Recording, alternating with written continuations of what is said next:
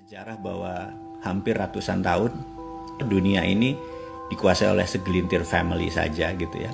Dan kita tahu di tahun 1900 ke bawah, jadi 1800 sekian, mata uang dunia adalah pound sterling.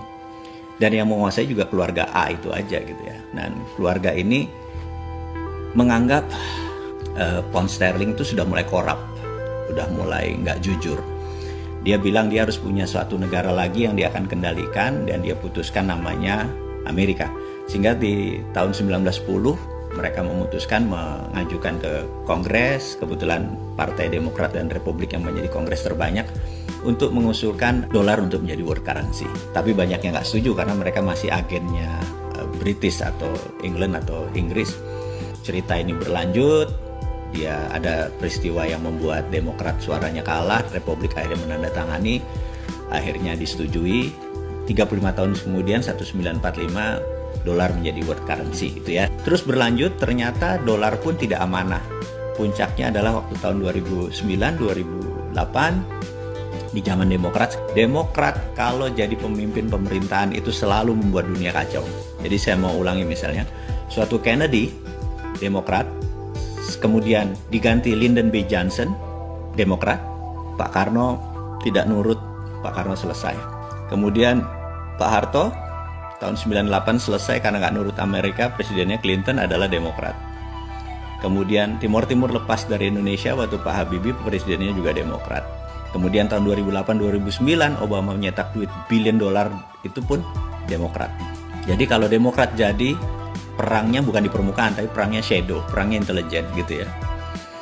Jadi mereka punya economic hitman yang nyerang Venezuela, mereka punya economic hitman yang nyerang ASEAN di tahun 97 gitu ya. Saya akan cerita panjang tentang Demokrat, kenapa yang saya bilang begitu Biden jadi. National threat di Indonesia besar sekali. Di tahun 2009 ada hal yang menarik, sekelompok anak muda di Jepang itu yang namanya geng Satoshi itu tidak percaya lagi sama currency. Karena currency dunia yang dicetak oleh yuan, oleh yen Jepang, oleh rupiah, oleh dolar, itu mereka bisa nyetak suka-suka dengan versi mereka. Apalagi negara kuat, strong country ya, seperti Jerman, seperti Prancis, seperti Amerika. Mereka bisa suka-suka mereka mencetak uang, dan habis itu uang tersebut disalurkan ke negara berkembang untuk mengimbangi inflasi yang kalau uang itu berada di negara mereka. Yang menarik, anak muda itu menciptakan Bitcoin berbasis blockchain. Blockchain hanya ledger ya, hanya sistem ini. Nah, 2009 tersebut blockchain masih nobody, masih nggak ada apa-apanya. Tapi dia menciptakan 21 juta Satoshi ini adalah fix. Jadi dia nggak nambah, dia nggak ngurangi.